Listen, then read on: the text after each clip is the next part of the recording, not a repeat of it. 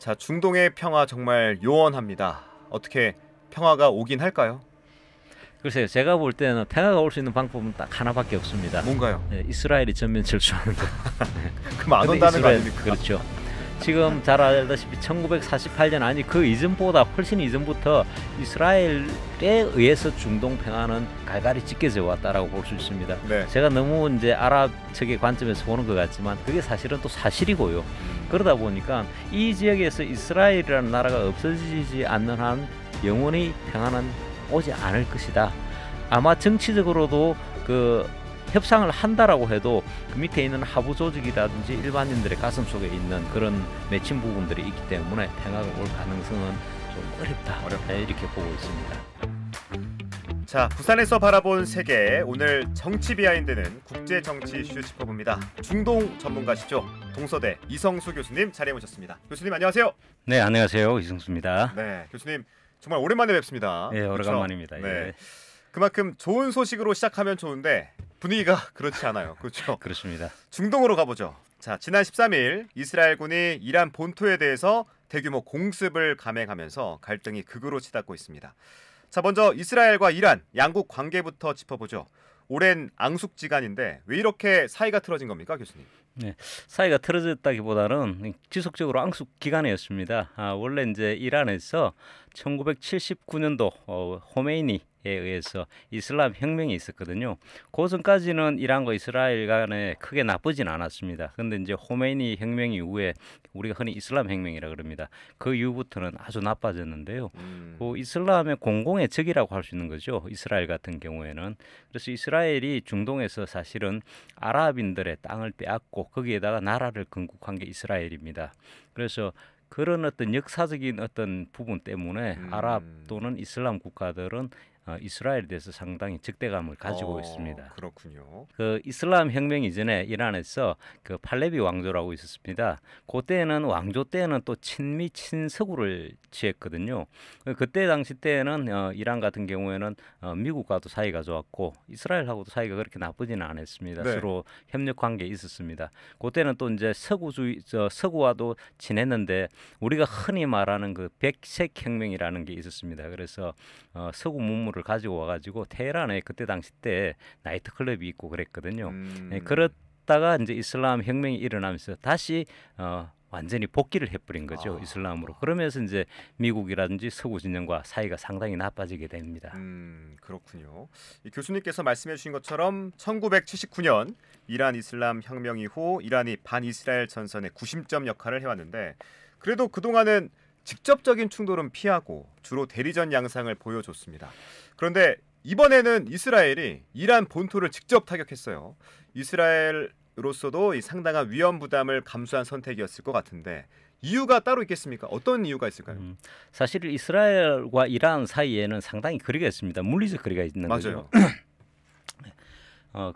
그 국경 사이에 보면은 이라크가 있고 시리아가 있습니다. 그래서 두 국가가 상당히 원수지간처럼 지냈지만 실질적으로 어떤 마주쳐서 전쟁을 하기에는 불가능했거든요. 그 대신에 대리전 양상으로 이제 우리가 흔히 말하는 가자지구 얼마 전에 있었죠. 가자지구의 하마스라든지 헤즈볼라라든지 이런 어떤 무장 세력들과 이스라엘하고 대항하는 그런 식으로 돼 있었습니다. 특히 이제 아라비아 반도의 예멘이라는 나라에 있는 그 예멘 정권이 붕괴되고 나서 살레 정권이라 그럽니다. 붕괴되고 나서 후티 반군이 있습니다. 그 후티 반군도 이란에서 지원을 해줬거든요. 그래서 이러한 그 무장 세력들이 주로 이제 이스라엘을 많이 공격을 했습니다.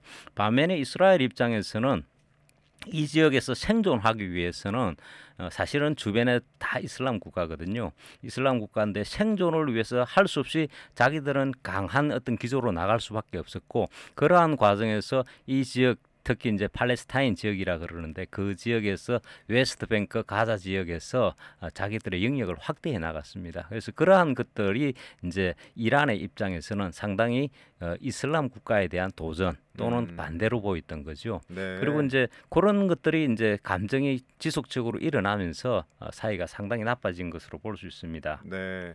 근데 교수님, 이스라엘을 좀 살펴보면 핵 보유국 아닙니까? 맞습니다. 그렇죠. 중동에서 유일한 핵 보유국입니다. 그러니까요. 근데 핵무기 개발을 빌미로 이렇게 대규모 공격을 감행하는 것 자체가 삼자의 입장에서는 좀 이해가 되지 않거든요. 우리가 시체말로 내로남불이다 이런 말 쓰는데 이 미국도 그렇고 유럽 강국들도 좀 이스라엘 편을 들고 있는 이 실정에 대해서는 어떻게 생각하세요? 상당히 저는 그런 부분에 대해서는 불합리하다라고 생각합니다. 불합리하다. 예, 왜냐하면 물론 이제 제가 중동 지역을 전공했기 때문이기도 하지만 네. 내재적 접근법을 가지고 들어간다 그러면은 이스라엘은 아까도 말했듯이 중동에서 유일한 핵 보유국이거든요.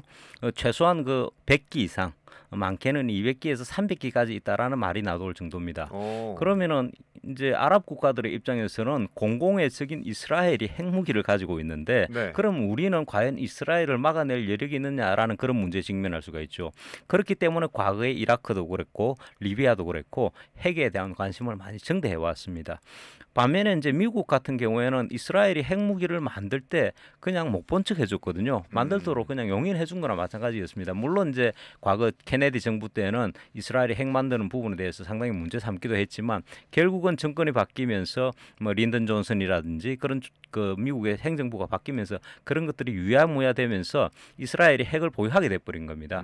자 그러면은 주변에 있는 아랍 국가들의 입장에서 볼 때 아랍에서는 과거에 삼부 정책이라 그래가지고 삼부 정책. 예, 이 부자가 부정할 부자입니다. 네. 이스라엘의 독립을 인정하지도 않고 이스라엘 존재도 인정하지 않고 이스라엘과는 영원한 평화도 없다. 요게 삼부 정책이라 그럽니다. 우리 흔히 아니할 불자 네네. 밑에 입구자가 들어가면 아니할 부자가 되거든요. 그래서 네. 삼부 정책이라 그러는데 그런 정책을 채워오면서 이스라엘하고는 아주 감정이 안 좋았습니다. 특히 이제 1948년에 있었던 이스라엘의 독립 전쟁, 네. 그다음에 1953년에 있었던 수에즈 전쟁, 그다음에 67년에 있었던 그 6.1 전쟁이라 그럽니다. 또는 6월 전쟁, 3차 중동전, 그리고 이제 73년에 있었던 제1차 오일 쇼크가 있을 때 있었던 4차 중동전, 이런 네 번의 중동 전쟁을 거치면서 항상 아랍 국가들이 패해왔습니다. 예. 승리국은 이스라엘이었죠. 미국의 막강한 지원을 등에 업고 항상 승리를 하면서 영토를 계속적으로 늘려나갔습니다. 그래서 이스라엘하고 요르단 접경 지역인 골란 고원, 시리하고 접경되는데요. 네. 그런 지역이라든지 이런 지역들이 이스라엘의 영토로 편입이 돼버렸습니다. 이스라엘은 이 지역에서 지속적으로 정착촌을 만들어 나가면서 주변의 아랍국들을 위협해왔던 거죠.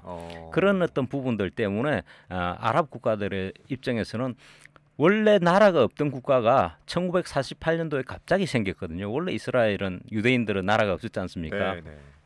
그런데 그 이스라엘이 아랍인들의 땅에 국가를 세우고 아랍인들을 몰아내고 땅을 차지했다라는 것입니다. 요거 자체가 상당히 아랍인들의 입장에서는 피해의식을 가질 수밖에 없는 것이고, 그래서 우리가 흔히 가자 지구라든지 웨스트뱅크 지역은 원래 아랍인들의 땅이었습니다. 지금 이스라엘 땅도 마찬가지고 그 땅들이 뺏긴 사람들이 독립운동을 하는 것이 어떻게 보면은 무장투쟁이거든요.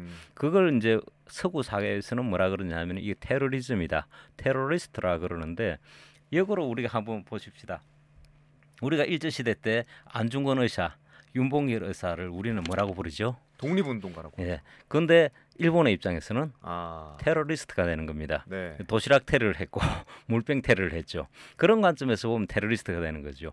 그래서 이게 피해의식, 피해를 가진 입장에서 보면은 우리가 흔히 서구나 미국의 입장에서는 이 사람들을 테러리스트라고 하지만 그 사람들의 입장에서는 팔레스타인 지역의 독립을 위해서, 자유를 위해서 싸우는 사람들이죠. 그래서 이 사람들을 우리가 흔히 그냥 일반적으로 미국이나 서구의 입장으로 그 테러리스트라고 한다는 것 자체도 하나의 문제가 될 수 있는 부분이 있습니다. 그래서 신중하게 접근해야 되는 게 이 중동 문제고요. 우리가 만약에 땅을 뺏겼다. 그러면 우리가 예를 들어서 수천 년 동안 우리 땅이었던 지금 뭐 독도라고 이야기해 봅시다. 이걸 다른 나라가 뺏어갔다. 그럼 우리가 가만히 있겠습니까? 절대 가만히 있을 수 없죠. 영토 분쟁은 아주 심각한 거거든요. 네. 그래서 가만히 있을 수 없듯이 아랍인들은 그러한 관점에서 아랍 민족주의, 나아가서 그게 팔레스타인 민족주의가 돼가지고 이스라엘에 대항을 했고, 그러한 과정에서 이란과의 관계도 마찬가지입니다. 이란 같은 경우에도 어떤 그런 입장에서 범이슬람주의적인 입장에서 봤을 때는 이스라엘은 적이 될 수밖에 없는 것입니다. 이렇게 볼 수 있는 그러니까 것이죠. 지금의 모습을 전쟁한다 이렇게 볼 게 아니라 역사적 사실들을 좀 이해하고 접근해야 되겠군요. 맞습니다. 네, 또 이 얘기도 드려보고 싶은데 미국 오바마 전 대통령 시절에 JCPOA, 그러니까 이란 핵 협정에 합의하고 제재를 풀지 않았습니까? 예, 그런데 이걸 원점으로 되돌리고 이란을 코너로 몰아붙인 게 트럼프 대통령이에요. 맞습니다. 네. 상황이 이렇게 악화된 데는 미국의 책임도 없지 않아 보이는데 어떻게 보십니까? 중동에서의 거의 대부분의 책임은 미국의 책임이라고 볼 수 있습니다. 왜냐하면 아까 말씀드렸던 그 팔레스타인 이스라엘 그 지역의 영토 갈등도 사실은 서구 선진국 영국 때문에 발생한 거거든요. 그리고 이 문제를 유엔에다가 넘겼을 때 미국이 일방적으로 이스라엘 편을 들었다라는 것입니다. 그러다 보니까 미국은 아랍 국가들에 있어서는 과거에는 그야말로 악의 축이 되는 것이죠. 그러다 보니까 이제 미국이 하는 그런 정책들에 대해서는 상당히 부정적일 수밖에 없는데요. 그래도 이제 미국에서 민주당 정권이 집권을 하면은 그나마 대화를 좀 많이 했습니다. 그게 이제 브락 오바마 대통령 때 이 J14를 우리가 흔히 J14라 그럽니다. 네. 포괄적 공동 행동 계획이라 그러는데요. 했었는데 이걸 트럼프 일기 때 들어서면서 잘못된 어떤 협상을 해가지고 파기를 해버리고 이 미국이 빠져나가 버립니다.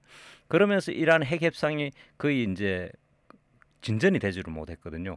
그 과정에서 이란은 스스로 핵 무장을 위한 핵 개발을 좀 했다라고 볼 수 있는 것이죠. 그래서 이게 그때 당시 때 미국의 트럼프 대통령이 일기 때 빠져나갈 때 그 서구 국가들 영국이나 프랑스라든지 이런 네. 나라들이 다 반대했습니다. 네. 이 협상은 계속 되어야 된다. 어. 미국이 없어도 계속 돼야 된다 그랬는데 사실은 미국이 없으면 이게 될 수가 없는 부분이죠. 그러면서 이게 거의 포기되다시피 한 건데 이게 제대로 됐다 그러면 지금과 같은 상황이 일어나지 않았겠죠. 그래서 미국의 입장, 특히 지금의 트럼프 대통령의 외교 정책은 어떻게 보면 중동에서 보면은 너무나도 잘못되어 있는 정책이다. 너무나도 편파적인 정책이다. 이렇게 볼 수 있는 것입니다. 네. 미국의 책임도 분명히 있다라고 갈무리하겠습니다. 자, 아무튼 공세에 나선 이스라엘입니다. 목표한 대로 이란의 핵 개발을 저지할 수 있을지 오히려 상황이 더 악화되지 않을까 우려스러운데 교수님은 어떻게 보세요? 이 상황을. 지금 상황에서는 사실은 무차별적인 저런 미사일 공격을 하면서 이란 지역의 나탄즈하고 포로도 지역에 공격을 하고 있거든요. 그렇다 보면은 이란이 쉽게 핵무기를 만들 어떤 여건은 안 되고 있다. 핵농축 시설이 밀집해 있는 지역이 포로도 지역입니다. 네. 산악 지역인데요. 이 지역에 대해서 지금 미국이 벙커버스터를 비롯해서 공격을 감행하려고 하고 있거든요.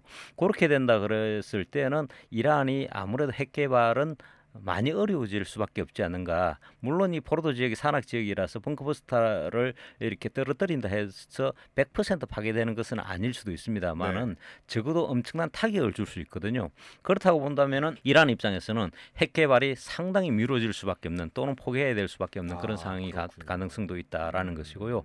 그 반면에 만약에 어느 정도 그 농축 우라늄을 확보를 했다. 그래서 핵 개발을 할 수 있다 그러면 이란의 입장에서는 생존을 위해서 핵 개발을 오히려 더 빨리 할 수도 있는 것이죠. 물론 이제 그게 미국의 감시망에서 벗어나야 되는데 그게 쉽지가 않은 거죠.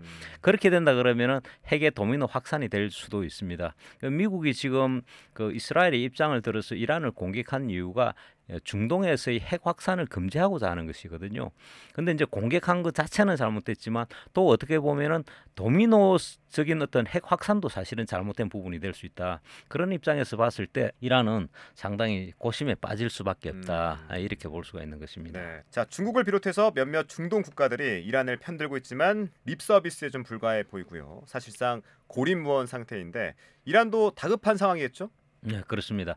이란 입장에서는 사실은 미국을 상대로 싸움을 한다, 전쟁을 한다라는 것은 이미 봐왔죠.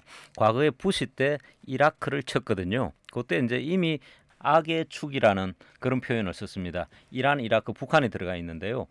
그래도 이제 이란이 어느 정도 국제적으로 영향력을 행사할 수 있는 부분을 뒷받침해 주는 게 러시아 혹은 중국입니다. 그런데 중국은 지금 사실은 중국 내부 경제적으로 상당히 어려운 상황에 처해 있기 때문에 이란에 대해서 어떻게 지원해 줄 수 있는 상황이 아닙니다. 정치적으로든 어떤 물질적으로든요. 러시아 같은 경우도 마찬가지로 우크라이나 전쟁과 지금 집중하고 있는 상황이기 때문에 힘듭니다. 그렇게 봤을 때 이란 같은 경우에는 고립무원에 빠져 있다.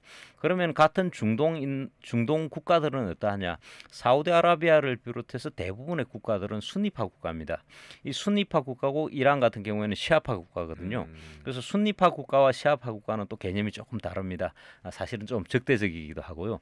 그러다 보니까 이란 입장에서는 상당히 고립무원에 빠져가지고 어떻게 보면은 트럼프의 그런 어떤 그 야욕에 희생당할 수밖에 없는 그런 상황이 될 수도 있다라고 보여집니다. 이스라엘은 이란 정권 자체를 붕괴시키겠다, 멈추지 않겠다 이런 강경한 입장인데 그래도 이 상황이 확전되는 걸 좀 막아야 되지 않겠습니까? 출구가 있을까요, 교수님? 지금 당장은 출구가 없을 것 같습니다. 이스라엘 입장에서는 우리가 사실은 너무 핵 문제에 집중을 하고 있고 그게 이제 국제적인 시각을 그렇게 보고 있는데 이스라엘이 가장 크게 잘못하고 있는 분야는 네타냐후의 어떤 부분입니다. 네타냐후의 국내 정치적인 분야가 상당히 큰 거였거든요. 제가 아마 이전에 여기 와서 나와서도 말씀드린 적이 있는데 베냐민 네타냐후 같은 경우에는 국내 정치적으로 사법을 무력화시키는 그런 법안을 통과를 시켰었습니다. 그 바람에 이스라엘 내부에서 반 네타냐후 시위가 엄청나게 일어났었거든요. 그래서 만약에 이 연정이 무너지고 끝나게 된다면은 네타냐후는 감옥에 가야 되는 그런 상황입니다. 네. 그게 이제 이스라엘에서 국민들 60% 이상이 네타냐후를 반대했거든요. 그 위기를 벗어난 게 작년, 재작년 있었던 그 하마스 전쟁이었습니다. 가자 지구를 거의 맹폭을 해가지고 그러면서 오히려 네타냐후가 국내적으로 인기가 상승을 해버렸거든요. 근데 그게 거의 끝나버렸단 말입니다. 하마스는 더 이상 이제 힘을 쓸 수 없는 상황이 돼버렸고요. 그러면은 다음 네타냐후 입장에서는 지금 이제 이걸 그만두게 된다면은 자기의 입지라든지 이런 것들이 모든 게 위험해집니다. 그래서 이 핵무기를 빌미로 자기의 국내 정치적 위기를 모면하고자 하는 그런 특성이 있습니다. 그래서 이 이란과의 전쟁을 장기적으로 끌고 갈 가능성이 높다. 저는 이렇게 보고 있습니다. 자, 말 나온 김에 가자지구 상황도 짚어보죠. 이스라엘과 무장 조직 하마스 간의 전쟁이 벌써 1년 8개월째를 맞고 있는데 이것도 답이 없어 보이거든요. 현재 상황 어떻습니까? 아주 심각합니다. 우리나라 이제 언론에서 많이 안 다뤄서 그러는데 그 지역은 거의 초토화가 다 돼버렸습니다. 그리고 하마스라고 이야기하지만 거기 있는 가자 시민들, 가자 지역에 있던 아랍인들이 네. 거의 난민이 다 돼버렸습니다. 그래서 트럼프 대통령이 그 가자 지구를 국제적인 휴양 도시로 만들고 미국을 관리하겠다라는 표현까지 했었지 않습니까? 네네. 그건 이제 아랍인들의 입장에서 봤을 때는 정말 너무나도 어처구니 없는 그런 상황이 돼버린 거죠. 지금은 그 지역은 거의 그 경제 생활뿐만 아니라 모든 걸 할 수 없는 그런 어떤 거의 극한의 상황에 내몰리고 있습니다. 네. 그러니까 이제 더 이상 공격을 할 데도 없다라고 이렇게 표현이 되고 그래요? 있습니다. 예. 그래서 사실은 인도적인 차원에서 아무리 그런 어떤 자기한테 위협이 된다 그래도 그렇게까지 일반 주민들을 몰아붙여 가지고 학살을 해서는 안 되는 거거든요. 네. 근데 네타냐후는 어떻게 보면은 그 학살자에 가깝다. 지금 테헤란 같은 경우에도 공습을 하고 있는데요. 네. 테헤란에 그렇게 많은 어떤 핵시설이 있는 것이 아니거든요. 핵시설이 있는 나탄즈라든지 포르도 지역만 공격을 하고 또는 이스파한 지역이라든지 이런 지역을 공격해야 되는데 테헤란을 다 떠나라라고 했거든요. 그러면 테헤란은 잘 알다시피 이란의 수도입니다. 네. 수도를 다 떠나라. 이것은 이란인들이 받아들이기에는 엄청난 위협이 될 수밖에 없습니다. 그러니까 그런 어떤 상황으로 내몰고 있는 것은 국제적으로 봤을 때 정말 불법적인 어떤 상황이다. 저는 사실은 이란을 다녀온 적이 있습니다. 네네. 2010몇 년도 갔다 왔었는데 그 사람들 정말 우리가 외부에서 뉴스에서 보는 거하고 다릅니다. 사람들이 순박하고 착합니다. 착하고 순박하고요. 물론 이제 과거의 민주주의의 어떤 민주주의라기보다는 과거의 서구의 어떤 그런 영향도 좀 받았기 때문에 상당히 개방적이고 합리적인 사람들입니다. 그래서 자기들의 종교 지도자를 그냥 일방적으로 따르지는 않습니다. 반대하는 사람들도 많이 있고요. 그래서 그런 어떤 좀 어느 정도의 민주주의적인 요소가 있는 국가임에도 불구하고 그 나라의 수도를 그렇게 공격을 한다라는 것은 사실은 유엔의 입장에서 봤을 때 그걸 함부로 인정해 주는 것도 잘못됐다라고 저는 이렇게 보고 있습니다. 저 찾다 보니까 이란이라는 국가가 또 국민들이 친한국적인 이미지도 있고 네, 또 그렇습니다. 한국 경제에도 좀 상당한 영향력을 미친다면서요? 맞습니까? 우리가 상당히 가까운 관계에 있습니다. 이란과? 이란은요. 우리 서울에 가면 테헤란로가 있습니다. 네네. 이란에 가면 서울로가 있습니다. 아, 그래요? 제가 이전에 갔을 때 그 보이는 차들이 거의 70%가 지금은 없었지만 기아 프라이드 베타였거든요. 그게 합작 회사를 만들어서 생산을 해냈습니다. 이란에서. 네. 그리고 이란에서 생산되는 원유가 우리가 엄청나게 많이 가져왔습니다. 그리고 과거에 몇 년 전에 그 이란 경제 제재를 하면서 우리가 석유 대금을 보내지를 못했거든요. 그럼에도 불구하고 이란은 우리를 적대시하지 않았습니다. 왜? 미국의 압력 때문에 그렇다라는 것을 어느 정도 이해를 하고 있었거든요. 물론 이제 나중에 그게 풀렸지만 우리나라 입장에서는 그 이란산 원유가 원래 원유가 석유가 제일 먼저 시추된 지역이 이란입니다. 마시드 술레이만 유전이었거든요. 거기에서 석유 시추가 제일 세계 최초로 시작되었는데 우리가 엄청나게 많은 어떤 석유적 이권을 가지고 오고 원유를 가지고 오고 우리가 또 수출도 합니다. 수출도 어떤 석유 제품을 수출을 합니다. 이란 같은 경우에는 원유는 많이 나지만 이것을 정제하는 정류 정제 기술이 떨어져 있습니다. 정류 정제 기술이 가장 뛰어난 나라 중에 하나가 또 우리나라거든요. 네네. 그래서 이란 같은 경우는 원유를 수출하고 석유 제품을 수입하는 우리로 봤을 때는 꽁꽁 앓먹는 그런 국가고 한국에 대한 이미지도 상당히 좋습니다. 그런 어떤 나라고 우리하고는 과거부터 계속적으로 친밀한 관계를 유지해온 나라인데 미국이라는 국가 때문에 어떻게 보면은 관계가 상당히 안 좋아질 수 있는 그런 부분도 존재하는 것이죠. 네, 그러면 전쟁이라고 표현할 수 있을 것 같은데 지금의 상황을 어쨌든 전쟁이 이렇게 발발되면 뭐 전 세계가 영향을 미치겠지만 우리나라 경제, 특히 이제 기름값 당연히 영향을 미치겠죠. 네, 타격이 많이 있습니다. 과거에는 우리가 흔히 이란항과 오만 사이에 그 해협 좁은 해협이 있습니다. 호르무즈 해협이라고 네네. 하는데 호르무즈 해협의 정치 그 어떤 위기가 오면은 원유가는 상승을 한다라고 그렇죠. 이야기를 했거든요. 그게 이제 과거에 중동 1, 2, 3, 4차전 중동전 때 그랬었고요. 1973년 그리고 1979년 1차, 2차 올 쇼크가 있었습니다. 그때 우리나라 경제도 휘청했거든요. 근데 그때는 다행히 우리나라가 중동 시장에 진출을 해가지고 그 건설 대금이라든지 이런 것들을 원유로 대신 가져왔습니다. 그래서 다른 나라들에 비해서는 오히려 우리나라가 타격이 적었다라고 이야기를 합니다. 그런데 지금 이렇게 되면 원유가 상승뿐만 아니라 우리나라의 대부분은 원유라든지 원자재를 수입을 해서 그걸 물건으로 만들어서 수출하는 구조지 않습니까? 그런 부분에서 봤을 때 상당히 큰 타격이 있을 수밖에 없는 그런 어떤 상황이 될 수 있습니다. 그러니까 뭐 중동에서 벌어지는 일이니까 우리와 무관하겠지라고 생각하기보다 우리의 경제에 또 우리가 움직이는 자동차 기름값에도 큰 영향을 줄 수 있다. 이 정도 이해하면 그렇습니다. 좋겠습니다. 네. 다시 좀 돌아와서 가자지구 얘기를 좀 이어가 볼게요. 이게 늘 들어도 헷갈리거든요. 예.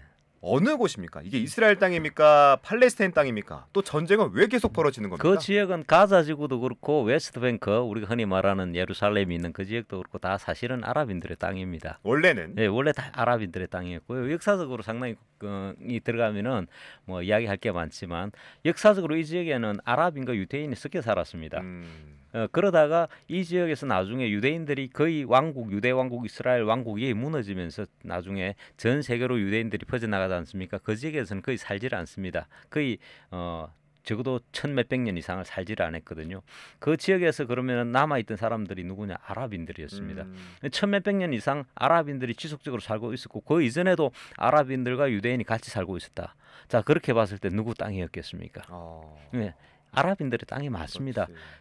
시오니즘이라고 이스라엘을 만든 그 시오니스트들이 주장한 게 처음에는 이 지역도 아니었습니다. 자기들의 국가 건설에 시오니즘이라는 것은 이스라엘 지금의 유대인들이 자국인들의 자국 국가를 건설하기 위한 희망적인 어떤 그런 부분에서 나온 게 시오니즘입니다. 네. 그런데 이 사람들이 유럽에서 살고 있으면서 박해를 많이 받지 않습니까?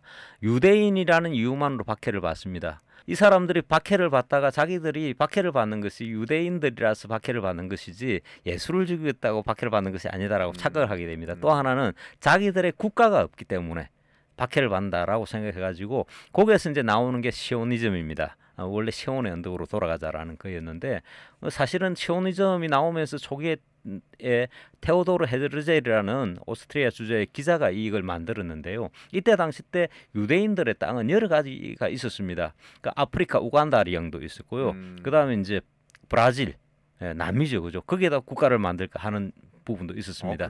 중국 일부 지역도 있었고요. 왜냐하면 자기들 스스로도 이 팔레스타인 영토가 자기들의 땅이 아니라는 것을 알고 있었다라는 것입니다. 그런데 이 사람이 죽고 나서 테오도르 헤르젤이라는 사람이 죽고 나서 강력한 우리가 흔히 말하는 우파적인 성향을 가진 유대인들이 자기들의 과거의 조상들이 살았던 그 땅으로 돌아가자. 예, 이게 이제 사실 시오니즘의 핵심이 돼버린 겁니다. 그래서 찾아보니까 이 지역의 아랍인들의 땅이었는데 이 지역에 와서 약탈 방화를 합니다. 살인을 하고 유명한 게 딜 야신의 대학살이라 그러는데 400명 정도가 살고 있는 아랍인 집단촌을 유대인들이 약탈 방화를 해가지고 남녀노소를 불문하고 학살을 해버립니다. 아랍인들이 거기에서 어마어마하게 충격을 받게 되는 겁니다.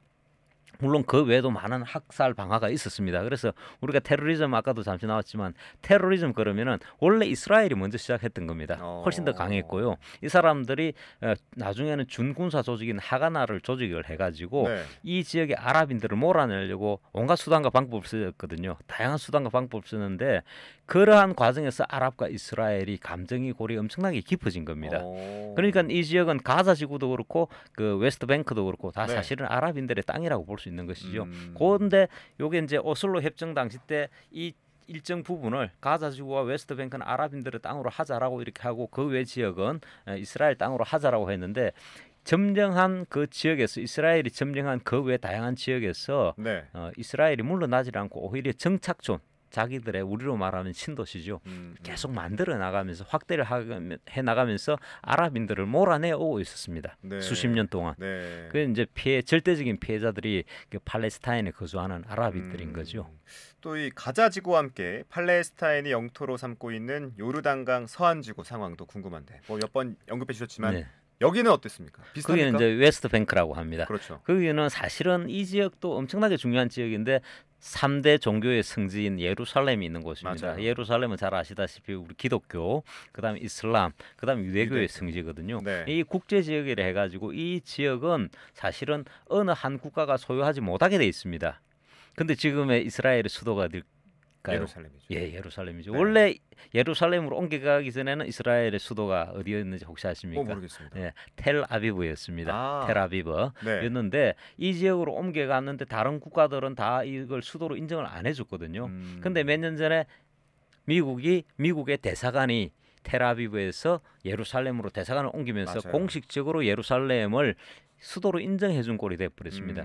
그래서 이 지역에서는 물론 이제 이 지역은 가자 지구만큼은 심하지가 않은 이유가 가자 지역은 그 우리가 흔히 말하는 무장성파 하마스가 지배하고 있었고 이 웨스트뱅크 지역은 그나마 비둘기파 알파타에서 나왔던 비둘기파라 그럽니다. 이 사람들이 지배를 하고 있으면서 살고 있었는데 이 지역도 지금 제가 볼 때는 언제 이스라엘이 지금도 이 지역도 계속 이스라엘이 확대되고 있습니다. 네네. 영토가 확대되고 있고 아랍인들의 거주지는 계속 좁아지고 있고요.